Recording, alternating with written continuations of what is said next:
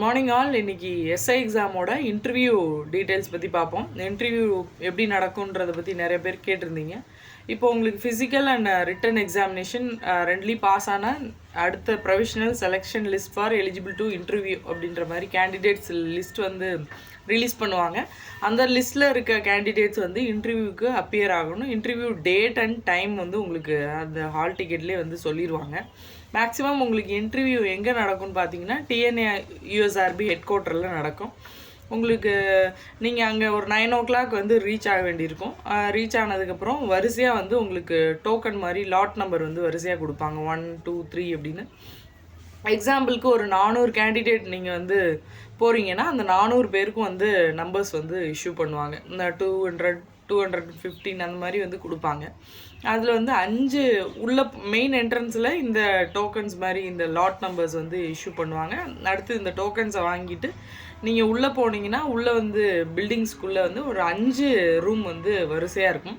அதாவது 5 போர்டு வந்து 5 interview board இருக்கும். ஒவ்வொருலேயும் நான் அட்டன் பண்ண டைமில் காமனாக பொதுவாக 5 மெம்பர்ஸ் வந்து இருப்பாங்க. எல்லாமே ரொம்ப சுப்பீரியர் ஆஃபீஸர்ஸ் இருப்பாங்க. ஐஜிஎன் எஸ்பி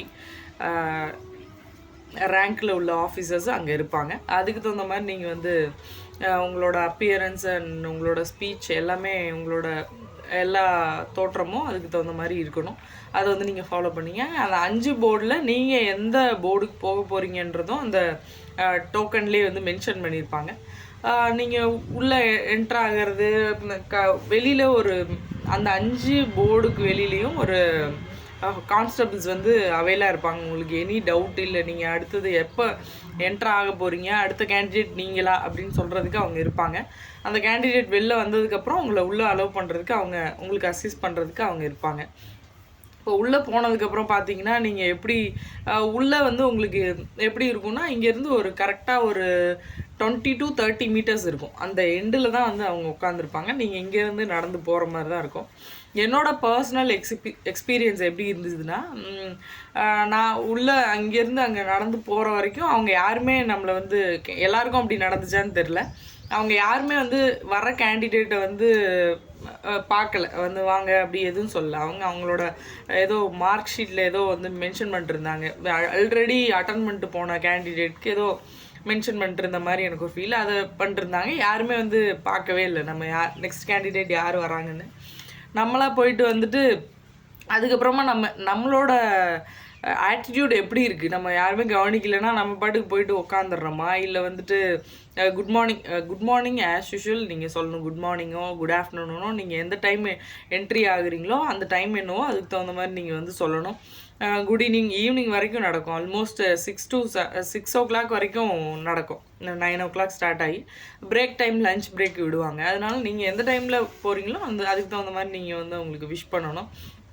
நீங்கள் விஷ் பண்ணுற ஸ்டைலு முதற்கொண்டு அவங்க நோட் பண்ணுவாங்க. ஏன்னா வந்து நீங்கள் எப்படி பயந்துட்டே விஷ் பண்ணுறீங்களா, இல்லை ஹெசிடேட் ஆகுறீங்களா, இல்லை ரொம்ப ஸ்லோவாக யாருக்கும் கேட்காத மாதிரி விஷ் பண்ணுறீங்களா, அந்த மாதிரிலாம் கவனிப்பாங்க. அதனால் நீங்கள் கொஞ்சம் போல்டாக அதே டைமில் காமாக உங்களோட விஷை வந்து அவங்களுக்கு இது பண்ணணும்.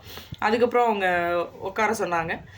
அதுக்கப்புறம் பார்த்தீங்கன்னா அந்த டைமில் வந்துட்டு நம்ம உள்ளே போனோடனேயுமே வந்து ஒரு ஃபார்ம் கொடுப்பாங்க நமக்கு. இந்த வெயிட் பண்ணிட்டுருக்கோம்ல, இந்த 5 போர்டு இருக்குது. இந்த 5 போர்டில் எந்த போர்டு நம்ம போகிறோம்னு நமக்கு தெரிஞ்சிருச்சு. அதுக்கு முன்னாடி ஒரு ஃபார்ம் வந்து கொடுப்பாங்க ஒரு ரூமில் உட்கார வச்சு.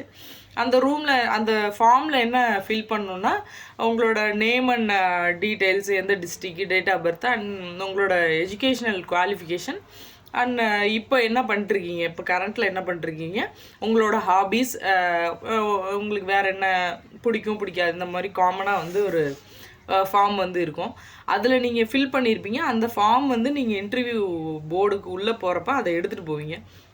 இப்போ என்ன கேட்டாங்கன்னா, நான் குவாலிஃபிகேஷன் வந்து பிஎஸ்சி பிஎட்னு போட்டிருந்தேன். BSc physics and BEd. இப்போ எனக்கு போனோன்னே டாப்லர் எஃபெக்ட்னு ஒன்று இருக்குது ஃபிசிக்ஸில். அது பற்றி ஒரு கொஷின் கேட்டாங்க.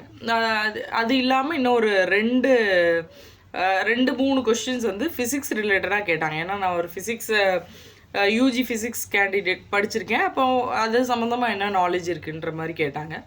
அடுத்தது பார்த்தீங்கன்னா பிஎட் படிச்சிருக்கீங்களா அப்படிங்க. ஆமாம் அப்படின்னா சம்திங் ஏதோ ப்ளூ இங்க் ஏதோ சம்திங் அந்த பிஎட் சம்மந்தமாக ஒரு டெஸ்ட் வந்து எப்படி வந்து ஸ்டூடெண்ட்ஸுக்கு வந்து ஒரு டெஸ்ட் வந்து எப்படி வைப்பீங்க அப்படின்ற மாதிரி கேட்டாங்க.